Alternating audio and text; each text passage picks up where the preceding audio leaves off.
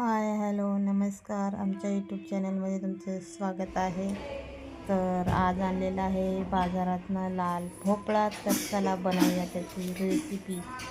तर लाल भोपळा हा मी धुवून घेतलेला आहे आणि आता ही घेतलेली आहे सुरी आणि आहे किसणी. तर आत्ता आपण भोपळा किसून घेऊया. तर हा बघा, अशा प्रकारे मी भोपळा किसून घेतलेला आहे आणि त्यासाठी गूळ पण किसून घेतलेला आहे आणि आहे तांदळाचं पीठ आणि आहे बेकिंग सोडा आणि घेतलेली आहे किसणी, छोटीशी जायफळ. आता हे बघा, वेलची पूड पण आहे खलबत्त्यामध्ये. आता सर्व साहित्य वेगळं काढूया. आणि हे बघा, सर्वात पहिले बेकिंग सोडा आणि किसणी आणि जायफळ साईडला ठेवूया आणि त्यामध्ये घालून घेणार आहोत हा किसलेला भोपळा आणि त्यानंतर घालणार आहोत त्यावरती अर्धा पाव गूळ किसून घेतलेला आहे आणि तो घातलेला आहे. त्यानंतर कुटलेली वेलची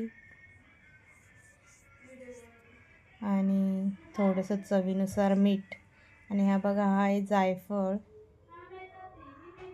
तर अशा प्रकारे किसून घेतलेला आहे आणि आता सर्व मिक्स करूया.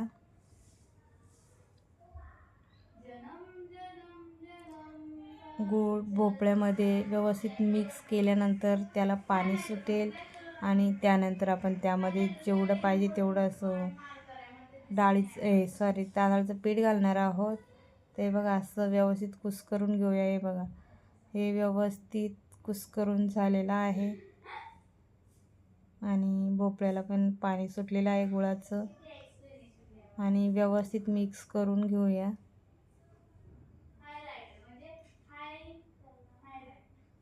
त्यानंतर गुळाचे खडे आहे ते फोडून घ्यायचे आहे. तर हे बघा, आपलं सर्व गूळ भोपळ्यामध्ये मिक्स करून झालेलं आहे आणि त्यानंतर त्यामध्ये घालायचं आहे तांदळाचं पीठ आणि ते पण असं व्यवस्थित मिक्स करून घ्यायचं आहे आपल्याला आणि लागेल तसं पीठ घालायचं आहे.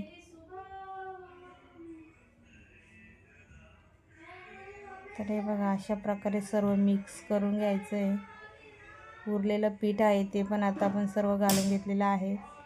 तर त्यासाठी 1 वाटी असं पीठ लागलेलं आहे आणि आत्ता आपलं पूर्णपणे मिक्स करून झालेलं आहे आणि आत्ता आपण घेऊया रेसिपी बनवण्यासाठी छानपैकी. तर हे बघा, आपलं सर्व व्यवस्थित मिक्स करून झालेलं आहे आणि 5 ते 10 मिनिटावर साईडला ठेवणार आहोत आणि लगेच साईडला कढई तापत ठेवलेली आहे. त्यामध्ये तेल घातलेलं आहे आणि आत्ता आपण त्यामध्ये चेक करून घेऊया तेल तापलेलं आहे की नाही. तर तेल थोडक्यात तापलेलं आहे, पण आपल्याला कडकडीत तापवायचं आहे तेल.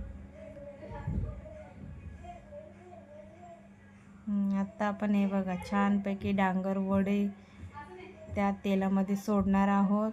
अशा प्रकारे एक एक सोडायचं आहे. खूप छान लागतात, टेस्टी पण लागतात आणि हेल्दी पण आहे. तर हे बघा, अशा प्रकारे सर्व डांगर वडे सोडून घ्यायचे आहेत आणि सोडल्यानंतर गॅस कमी करायचा आहे आणि मीडियम गॅसवरती आपल्याला ते व्यवस्थित गोल्डन ब्राऊन कलर येईपर्यंत आपल्याला ते तळून घ्यायचे आहेत.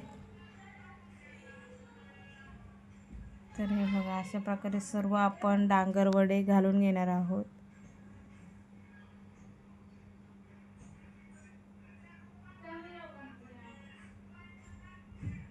तर आता आपले डांगर वडे सोडून झालेले आहेत आणि आता आपण झाऱ्याने पलटी करून घेऊया व्यवस्थित आणि मीडियम गॅसवरती छानपैकी फ्राय होऊ द्यायचे आहे.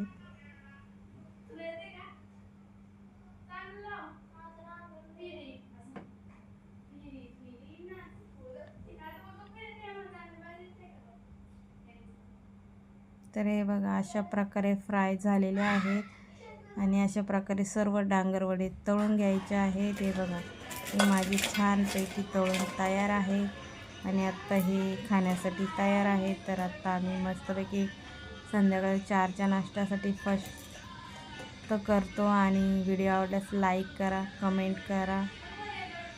तर चला बाय.